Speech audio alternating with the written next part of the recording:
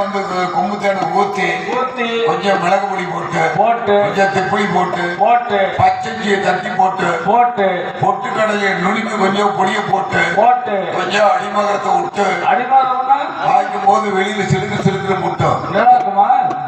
நீ வேணா ஒரு நாளைக்கு விட்டு பாருங்களேன், அவ்வளவு நல்லா இருக்கு. அதை அப்படியே விட்டு அப்படியே குழைக்கணுங்க. இப்படி குழைச்சு கையை இப்படி தூக்குனீங்கன்னா அங்க இருந்து அப்படியே கீழே சல்லுன்னு வரும். இருந்து ஒரே நப்பு ஒரு நக்கு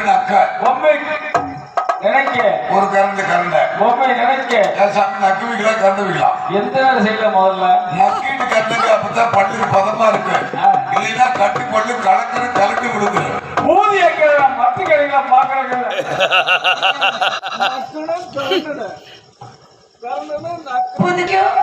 எங்க இது வரைக்கும் உள்ளதான் போகுது. அது வரைக்கும் இது வரைக்கும் எந்திரிக்க மாட்டேங்க சாமி. எந்திரிச்சா வஞ்சகமா? நீ ஏந்திரிக்க எப்படி செய்வ? கையிலே செய்வாரு. சொல்லு சாமி, உங்க பிரச்சனை என்ன சொல்லுங்க. நானும் இப்படி நான் வரவே இல்லையா? இல்லையே. ஊருக்குள்ள பேடைகள்ல என்ன பண்றாங்க? எல்லாம் சீட்டு விளையாட போயிடுறாங்க. முடிச்சுட்டாரு போயிடுறாங்க. சரி, இப்படி வந்துட்டு என்ன பண்ணுவீங்க? அப்படியே எனக்கு வர்றதெல்லாம் உனக்கு மட்டும்தான். எனக்கு வேணாம் சாமி. மத்தாளத்துல உட்கார்ந்துருக்காரு பாரு ஆண்டு வீட்டுக்காரு சாமி, அந்த ஐயனு கொடுத்துரு. சாராய் குடிக்கும் போது தொட்டுக்கிறது இல்லாம தவிக்கிறாரு. சின்ன டப்பால வாங்கி வச்சு 4 இட்லி வாங்கி தொட்டு சாப்பிடுறான். அந்த ஆண்டு வீட்டுக்கார ஐயன்கிட்டே சொல்லுங்க, அந்த ஐயன் பாடி கட்டி சாப்பிட்டுக்கிட்டு இருக்காரா? எனக்கு வேணாம் சாமி.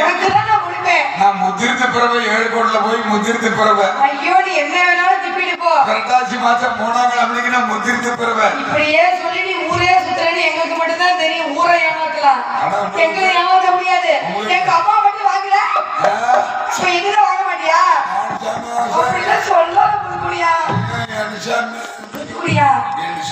நான் தனியா என்னதான் பண்ணுறது? குச்சி வச்சு நறுக்குன்னு குத்துக்க.